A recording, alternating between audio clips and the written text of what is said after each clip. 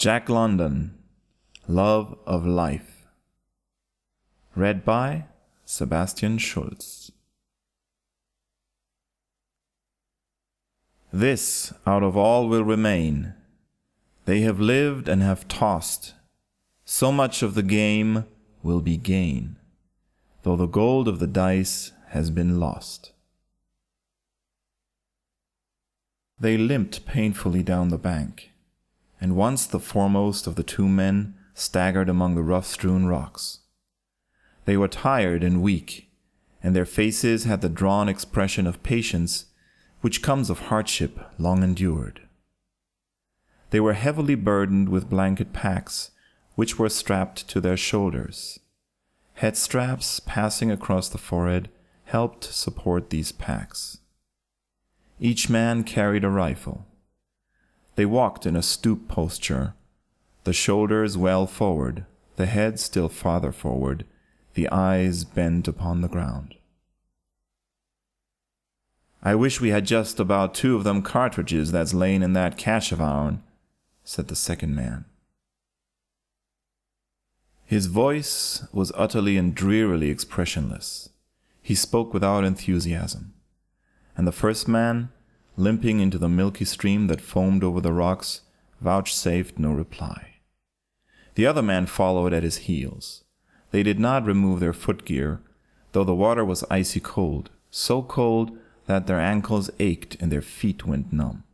In places the water dashed against their knees, and both men staggered for footing. The man who followed slipped on a smooth boulder, nearly fell, but recovered himself with a violent effort, at the same time uttering a sharp exclamation of pain.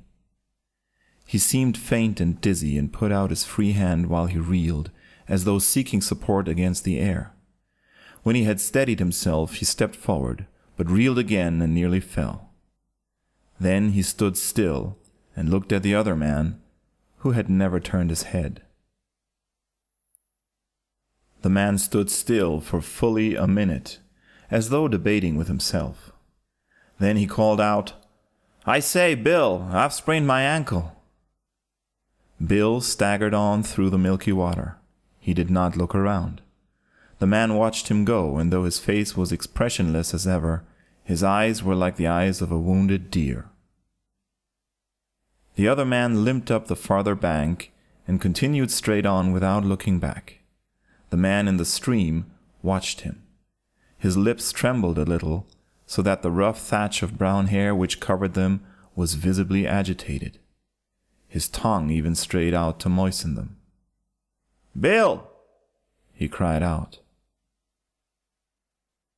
It was the pleading cry of a strong man in distress, but Bill's head did not turn.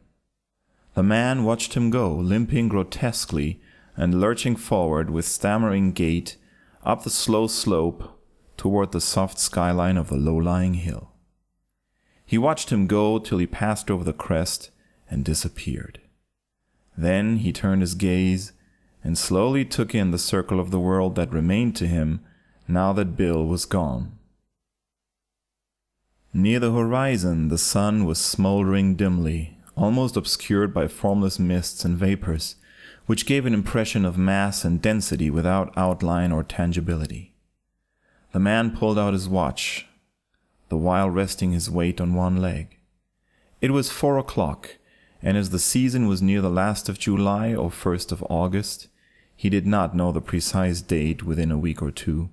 He knew that the sun roughly marked the northwest. He looked to the south and knew that somewhere beyond those bleak hills lay the Great Bear Lake. Also, he knew that in that direction the Arctic Circle cut its forbidding way across the Canadian Barrens. This stream in which he stood was a feeder to the Coppermine River, which in turn flowed north and emptied into Coronation Gulf and the Arctic Ocean. He had never been there, but he had seen it once on a Hudson Bay Company chart.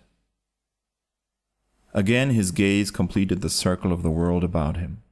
It was not a heartening spectacle. Everywhere was soft skyline. The hills were all low-lying. There were no trees, no shrubs, no grasses, naught but a tremendous and terrible desolation that sent fear swiftly dawning into his eyes. "Bill," he whispered, once and twice. "Bill." He cowered in the midst of the milky water as though the vastness were pressing in upon him with overwhelming force, brutality crushing him with its complacent awfulness. He began to shake, as with an ache fit, till the gun fell from his hand with a splash. This served to rouse him. He fought with his fear and pulled himself together, groping in the water and recovering the weapon. He hitched his pack farther over on his left shoulder, so as to take a portion of its weight from off the injured ankle. Then he proceeded, slowly and carefully, wincing with pain, to the bank. He did not stop. With a desperation that was madness, unmindful of the pain, he hurried up the slope to the crest of the hill over which his comrade had disappeared, more grotesque and comical by far than that limping, jerking comrade. But at the crest he saw a shallow valley, empty of life. He fought with his fear again, overcame it, hitched the pack still farther over on his left shoulder, and lurked on down the slope. The bottom of the valley was soggy with water, which the thick moss held, sponge-like, close to the surface. This water squirted out from under his feet at every step, and each time he lifted a foot, the action culminated in a sucking sound as the wet moss reluctantly released its grip. He picked his way from muskeg to muskeg, and followed the other man's footsteps along and across the rocky ledges which thrust like eyelids through the sea of moss. Though alone, he was not lost. Farther on he knew he would come to where dead spruce and fir, very small and weazened, bordered the shore of a little lake, the Titchin-Nitchely in the tongue of the country, the land of little sticks. And into that lake flowed a small stream, the water of which was not milky. There was rush grass on that stream, this he remembered well, but no timber, and he would follow it till its first trickle ceased at a divide. He would cross this divide to the first trickle of another stream, flowing to the west, which he would follow until it emptied into the River Dease, and here he would find a cache under an upturned canoe and piled over with many rocks. And in this cache would be ammunition for his empty gun, fish hooks and lines, a small net, all the utilities for the killing and snaring of food.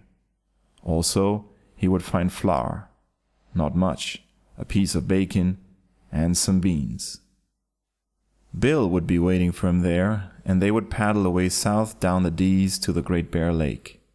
And south across the lake they would go, ever south till they gained the Mackenzie. And south, still south, they would go, while the winter raced vainly after them, and the ice formed in the eddies, and the days grew chill and crisp, south to some warm Hudson Bay Company post, where timber grew tall and generous, and there was grub without end. These were the thoughts of the man as he strove onward. But hard as he strove with his body, he strove equally hard with his mind, trying to think that Bill had not deserted him, that Bill would surely wait for him at the cache. He was compelled to think this thought, or else there would not be any use to strive, and he would have lain down and died. And as the dim ball of the sun sank slowly into the northwest, he covered every inch, and many times, of his and Bill's flight south before the downcoming winter. And he conned the grub of the cache and the grub of the Hudson Bay Company post over and over again. He had not eaten for 2 days. For a far longer time he had not had all he wanted to eat. Often he stooped and picked pale muskeg berries, put them into his mouth, and chewed and swallowed them. A muskeg berry is a bit of seed enclosed in a bit of water.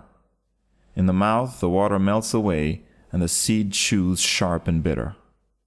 The man knew there was no nourishment in the berries, but he chewed them patiently, with a hope greater than knowledge and defying experience. At 9 o'clock, he stubbed his toe on a rocky ledge, and from sheer weariness and weakness staggered and fell. He lay for some time, without movement, on his side. Then he slipped out of the pack straps and clumsily dragged himself into a sitting posture. It was not yet dark, and in the lingering twilight he groped about among the rocks for shreds of dry moss. When he had gathered a heap, he built a fire, a smoldering, smudgy fire, and put a tin pot of water on to boil. He unwrapped his pack, and the first thing he did was to count his matches. There were 67. He counted them 3 times to make sure. He divided them into several portions, wrapping them in oil paper, disposing of one bunch in his empty tobacco pouch, of another bunch in the inside band of his battered hat, of the third bunch under his shirt on the chest. This accomplished, a panic came upon him, and he unwrapped them all and counted them again. They were still 67. He dried his wet footgear by the fire. The moccasins were in soggy shreds. The blanket socks were worn through in places, and his feet were raw and bleeding.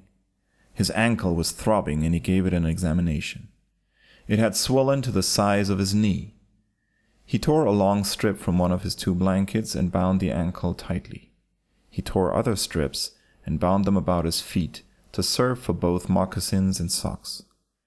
Then he drank the pot of water, steaming hot, wound his watch, and crawled between his blankets. He slept like a dead man. The brief darkness around midnight came and went. The sun arose in the northeast. At least the day dawned in that quarter, for the sun was hidden by gray clouds. At 6 o'clock he awoke, quietly lying on his back. He gazed straight up into the gray sky and knew that he was hungry. As he rolled over on his elbow, he was startled by a loud snort and saw a bull caribou regarding him with alert curiosity. The animal was not more than 50 feet away, and instantly into the man's mind leaped the vision and the savor of a caribou steak sizzling and frying over a fire. Mechanically, he reached for the empty gun, drew a bead, and pulled the trigger. The bull snorted and leaped away, his hoofs rattling and clattering as he fled across the ledges. The man cursed and flung the empty gun from him. He groaned aloud as he started to drag himself to his feet. It was a slow and arduous task. His joints were like rusty hinges. They worked harshly in their sockets with much friction, and each bending or unbending was accomplished only through a sheer exertion of will. When he finally gained his feet, another minute or so was consumed in straightening up, so that he could stand erect as a man should stand. He crawled up a small knoll and surveyed the prospect. There were no trees, no bushes, nothing but a gray sea of moss, scarcely diversified by gray rocks, gray lakelets, and gray streamlets. The sky was gray. There was no sun, nor hint of sun. He had no idea of north, and he had forgotten the way he had come to this spot the night before. But he was not lost. He knew that. Soon he would come to the land of the little sticks. He felt that it lay off to the left somewhere, not far, possibly just over the next low hill. He went back to put his pack into shape for traveling. He assured himself of the existence of his 3 separate parcels of matches, though he did not stop to count them. But he did linger, debating, over a squat moose-hide sack. It was not large. He could hide it under his 2 hands. He knew that it weighed 15 pounds, as much as all the rest of the pack, and it worried him. He finally set it to one side and proceeded to roll the pack. He paused to gaze at the squat moose-hide sack. He picked it up hastily, with a defiant glance about him, as though the desolation were trying to rob him of it, and when he rose to his feet to stagger on into the day, it was included in the pack on his back.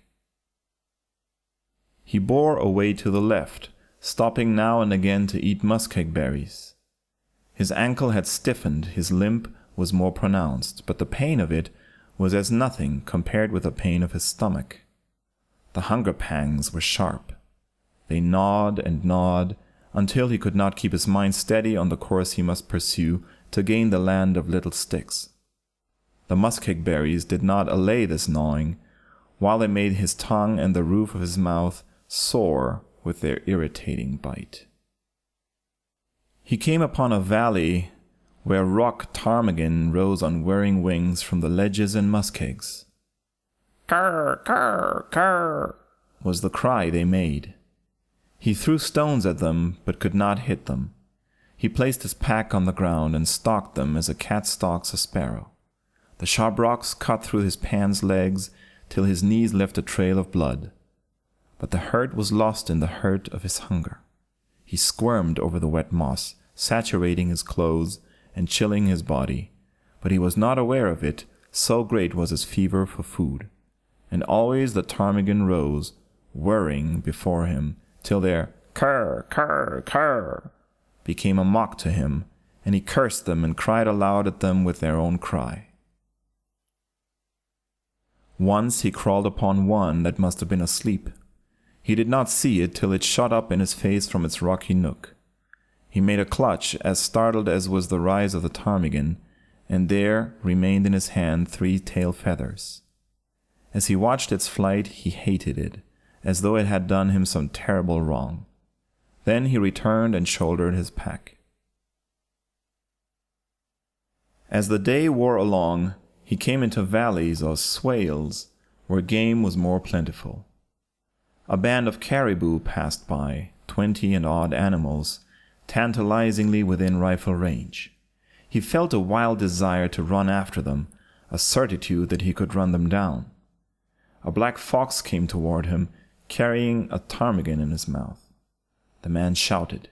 It was a fearful cry, but the fox, leaping away in fright, did not drop the ptarmigan.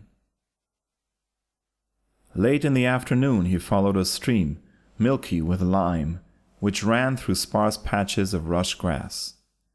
Grasping these rushes firmly near the root, he pulled up what resembled a young onion sprout no larger than a shingle nail. It was tender, and his teeth sank into it with a crunch that promised deliciously of food. But its fibers were tough. It was composed of stringy filaments, saturated with water like the berries, and devoid of nourishment. He threw off his pack and went into the rush grass on hands and knees, crunching and munching like some bovine creature. He was very weary and often wished to rest, to lie down and sleep, but he was continually driven on, not so much by his desire to gain the land of little sticks as by his hunger. He searched little ponds for frogs and dug up the earth with his nails for worms, though he knew in spite that neither frogs nor worms existed so far north. He looked into every pool of water vainly, until, as the long twilight came on, he discovered a solitary fish the size of a minnow in such a pool. He plunged his arm in up to the shoulder, but it eluded him. He reached for it with both hands and stirred up the milky mud at the bottom. In his excitement he fell in, wetted himself to the waist. Then the water was too muddy to admit of his seeing the fish, and he was compelled to wait until the sediment had settled. The pursuit was renewed till the water was again muddied, but he could not wait. He unstrapped the tin bucket and began to bail the pool. He bailed wildly at first, splashing himself and flinging the water so short a distance that it ran back into the pool. He worked more carefully, striving to be cool, though his heart was pounding against his chest and his hands were trembling. At the end of half an hour the pool was nearly dry. Not a cupful of water remained, and there was no fish. He found a hidden crevice among the stones, through which it had escaped to the adjoining and larger pool, a pool which he could not empty in a night and a day. Had he known of the crevice, he could have closed it with a rock at the beginning, and the fish would have been his. Thus he thought, and crumpled up and sank down upon the wet earth.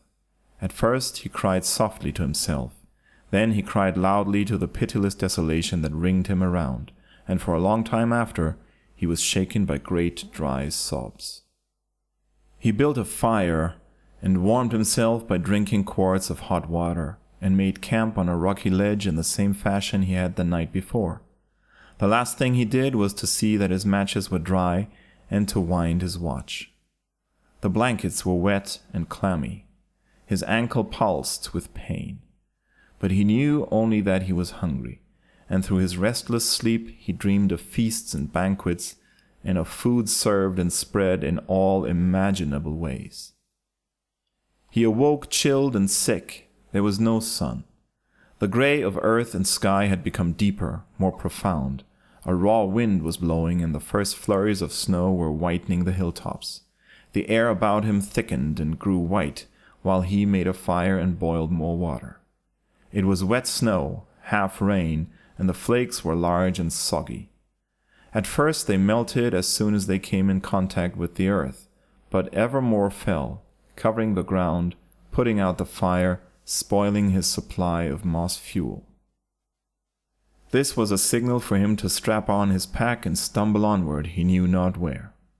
He was not concerned with a land of little sticks, nor with Bill and the cache under the upturned canoe by the River Dees.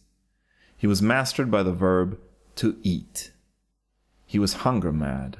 He took no heed of the course he pursued so long as that course led him through the swale bottoms. He felt his way through the wet snow to the watery muskeg berries, and went by feel as he pulled up the rush grass by the roots. But it was tasteless stuff and did not satisfy.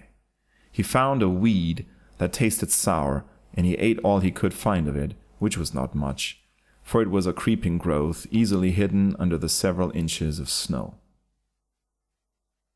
He had no fire that night, nor hot water, and crawled under his blanket to sleep the broken hunger sleep. The snow turned into cold rain. He awakened many times to feel it falling on his upturned face. Day came, a gray day, and no sun. It had ceased raining. The keenness of his hunger had departed. Sensibility, as far as concerned the yearning for food, had been exhausted.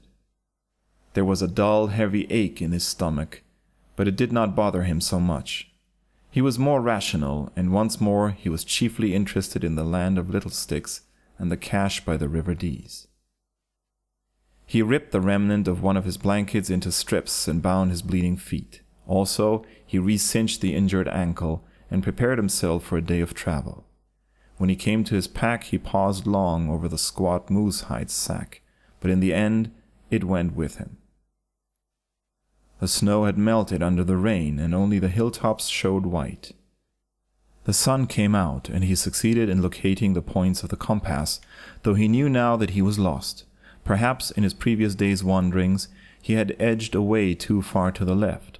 He now bore off to the right to counteract the possible deviation from his true course.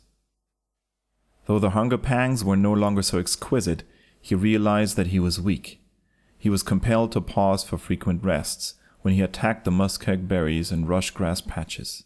His tongue felt dry and large, as though covered with a fine hairy growth, and it tasted bitter in his mouth.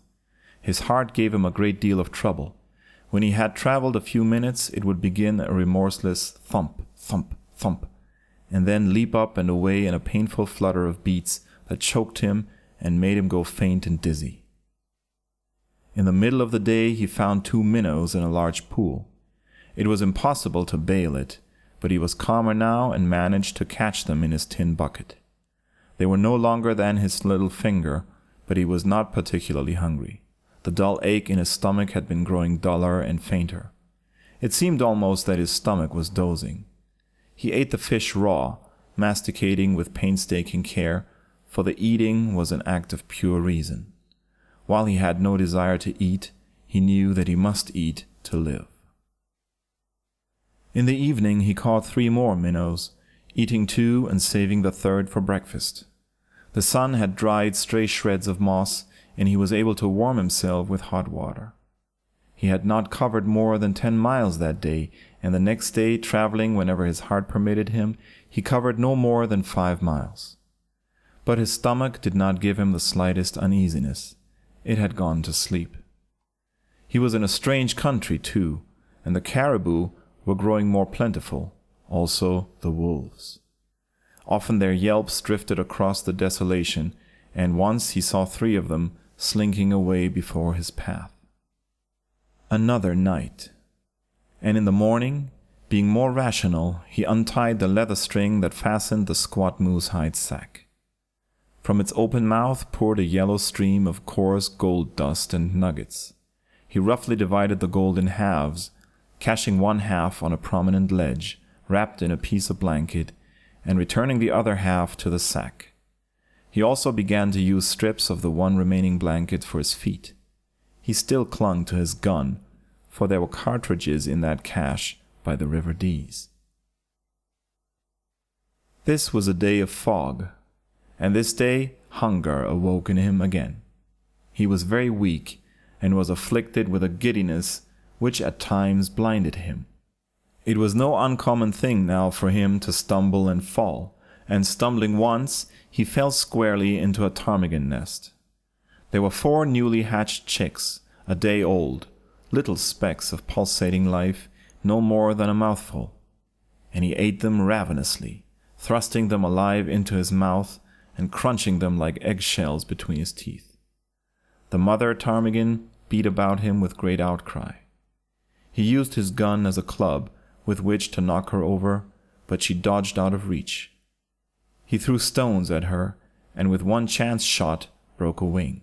Then she fluttered away, running, trailing the broken wing with him in pursuit.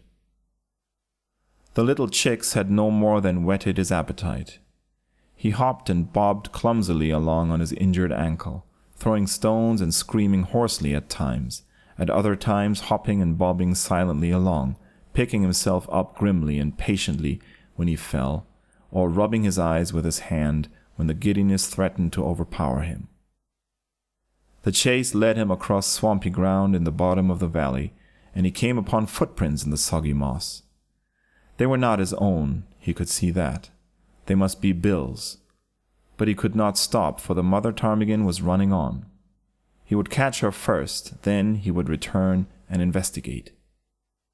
He exhausted the mother ptarmigan, but he exhausted himself. She lay panting on her side. He lay panting on his side, a dozen feet away, unable to crawl to her. And as he recovered, she recovered, fluttering out of reach as his hungry hand went out to her. The chase was resumed. Night settled down and she escaped. He stumbled from weakness and pitched head foremost on his face, cutting his cheek, his pack upon his back. He did not move for a long while. Then he rolled over on his side, wound his watch, and lay there until morning. Another day of fog.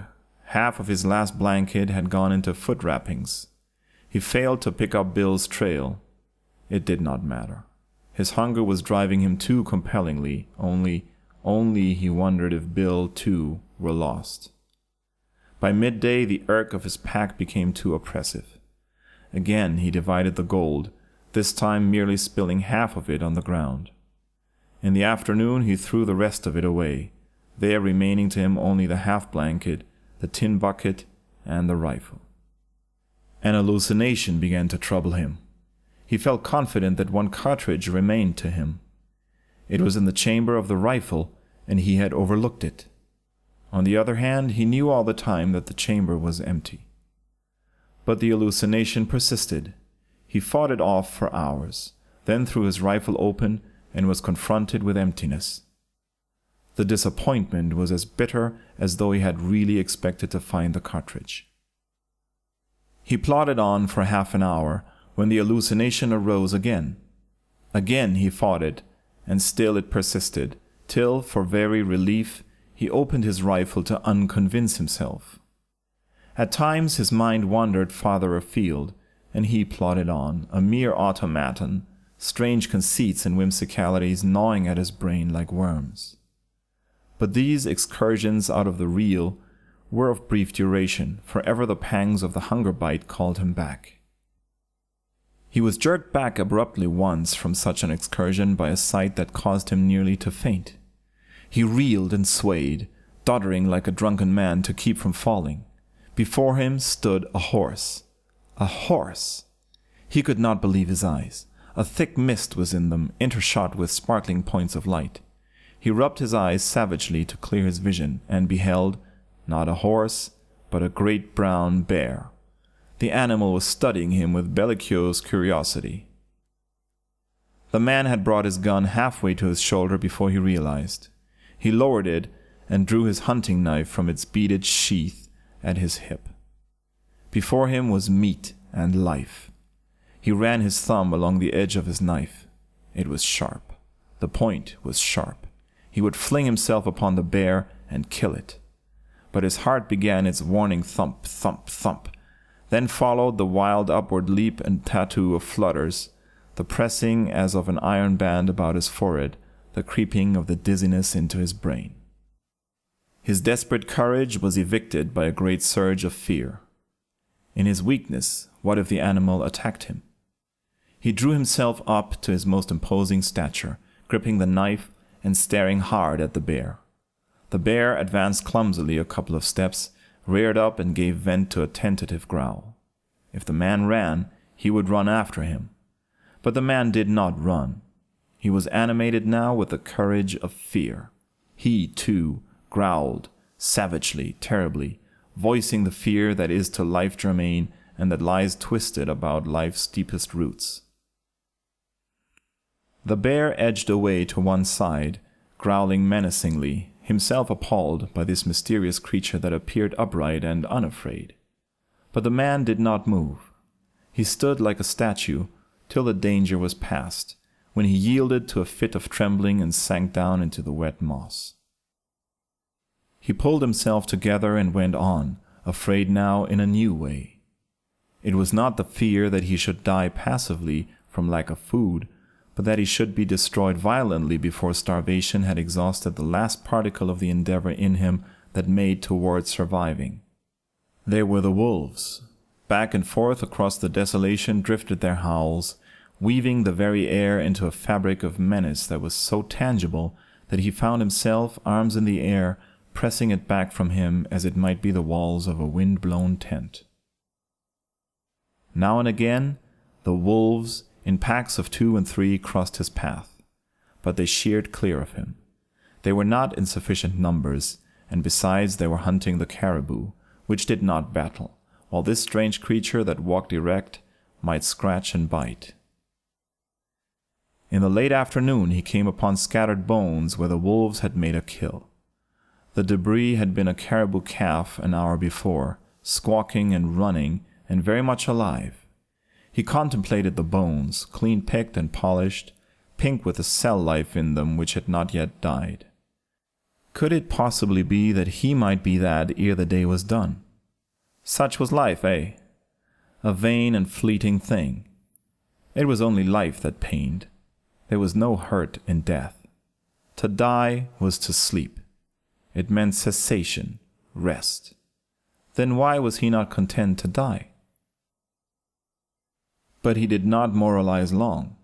He was squatting in the moss, a bone in his mouth, sucking at the shreds of life that still dyed it faintly pink. The sweet meaty taste, thin and elusive almost as a memory, maddened him. He closed his jaws on the bones and crunched. Sometimes it was the bone that broke, sometimes his teeth. Then he crushed the bones between rocks, pounded them to a pulp and swallowed them. He pounded his fingers too in his haste, and yet found a moment in which to feel surprise at the fact that his fingers did not hurt much when caught under the descending rock. Came frightful days of snow and rain.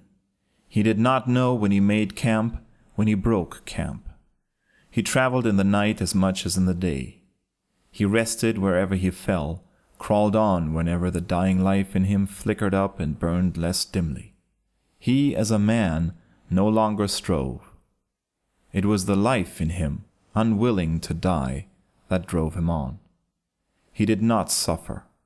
His nerves had become blunted, numb, while his mind was filled with weird visions and delicious dreams.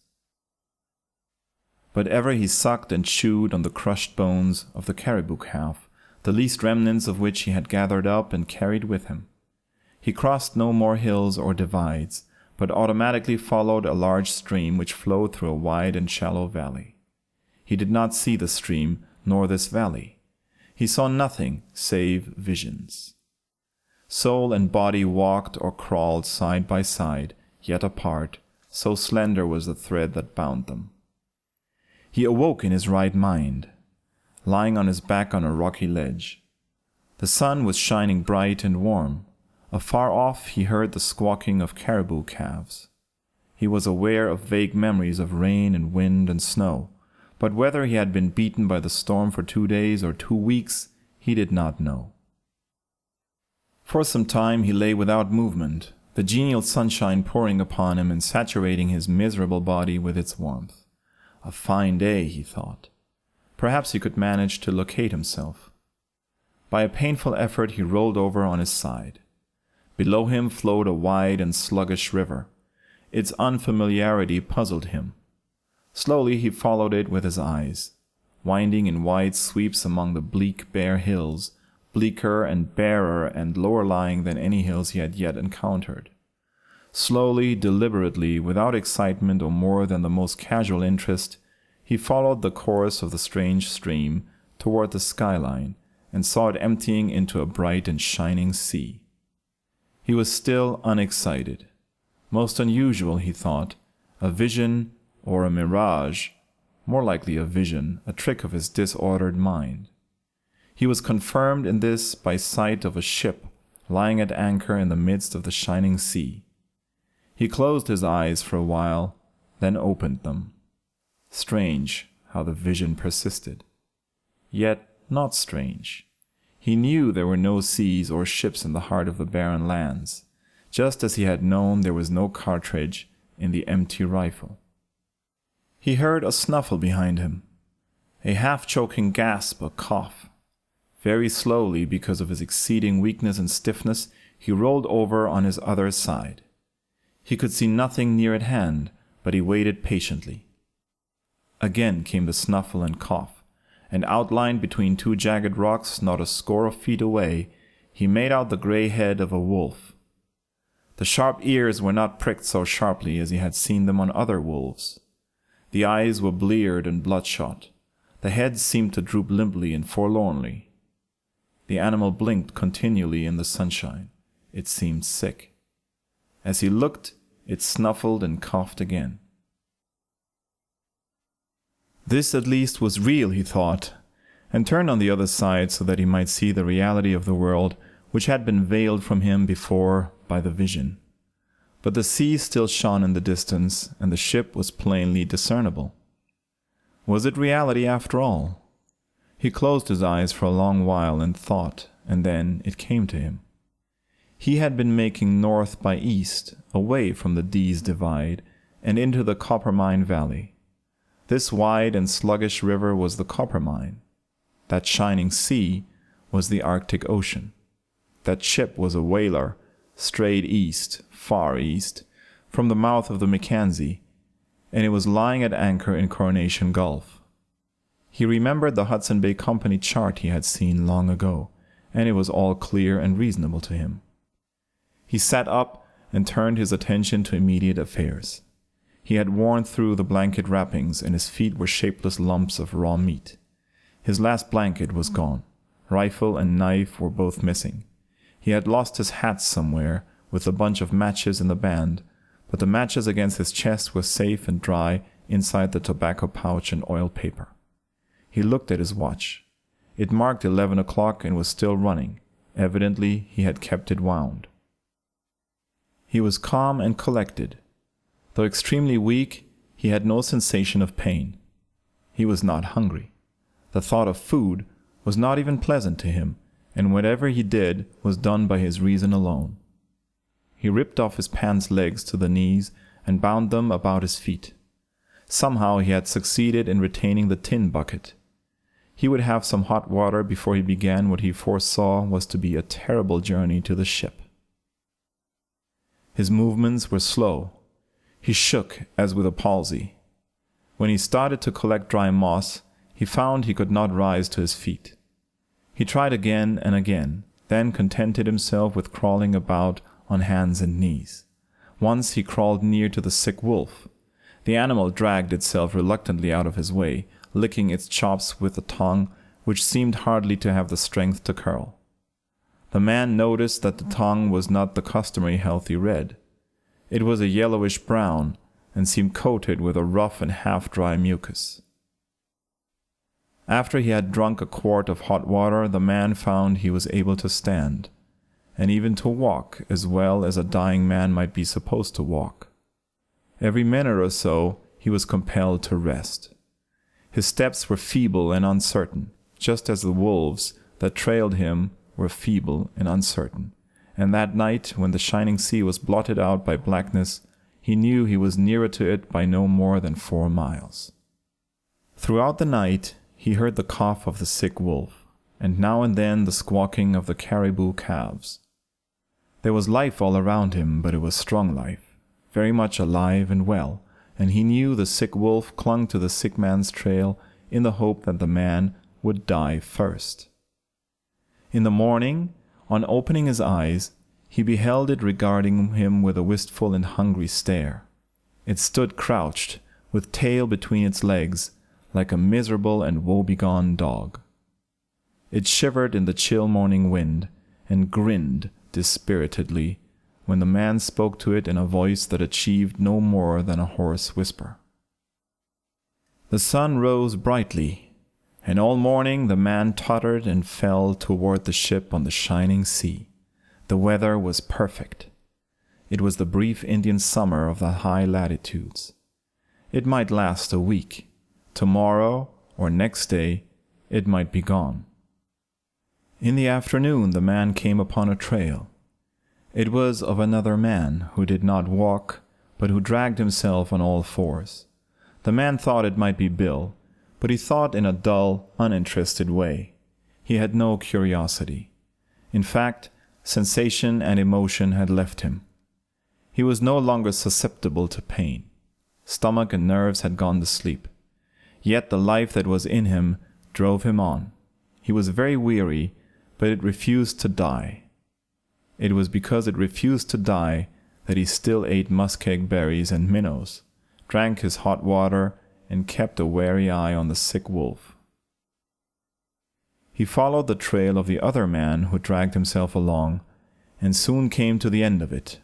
A few fresh-picked bones where the soggy moss was marked by the footpads of many wolves. He saw a squat moose-hide sack, mate to his own, which had been torn by sharp teeth. He picked it up, though its weight was almost too much for his feeble fingers.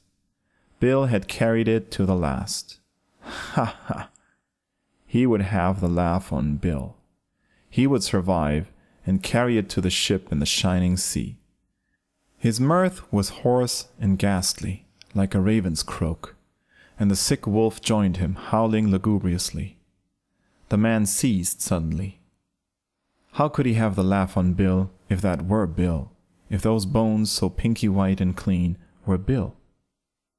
He turned away. Well, Bill had deserted him, but he would not take the gold, nor would he suck Bill's bones. Bill would have, though, had it been the other way around, he mused as he staggered on. He came to a pool of water. Stooping over in quest of minnows, he jerked his head back as though he had been stung. He had caught sight of his reflected face. So horrible was it that sensibility awoke long enough to be shocked. There were 3 minnows in the pool, which was too large to drain, and after several ineffectual attempts to catch them in the tin bucket, he forbore. He was afraid, because of his great weakness, that he might fall in and drown. It was for this reason that he did not trust himself to the river astride one of the many drift logs which lined its sand spits. That day he decreased the distance between him and the ship by 3 miles. The next day by 2, for he was crawling now as Bill had crawled. And the end of the 5th day found the ship still 7 miles away, and him unable to make even a mile a day. Still the Indian summer held on, and he continued to crawl and faint, turn and turn about, and ever the sick wolf coughed and wheezed at his heels. His knees had become raw meat like his feet, and though he patted them with the shirt from his back, it was a red track he left behind him on the moss and stones. Once, glancing back, he saw the wolf licking hungrily his bleeding trail. and he saw sharply what his own end might be, unless he could get the wolf. Then began as grim a tragedy of existence as was ever played. A sick man that crawled, a sick wolf that limped, two creatures dragging their dying carcasses across the desolation and hunting each other's lives. Had it been a well wolf, it would not have mattered so much to the man. But the thought of going to feed the maw of that loathsome and all but dead thing was repugnant to him. He was finicky. His mind had begun to wander again, and to be perplexed by hallucinations, while his lucid intervals grew rarer and shorter. He was awakened once from a faint by a wheeze close in his ear. The wolf leaped lamely back, losing its footing and falling in its weakness. It was ludicrous, but he was not amused. Nor was he even afraid. He was too far gone for that. But his mind was for the moment clear, and he lay and considered. The ship was no more than 4 miles away.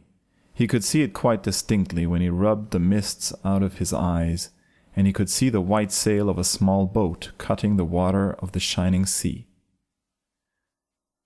But he could never crawl those 4 miles. He knew that, and was very calm in the knowledge. He knew that he could not crawl half a mile, and yet he wanted to live.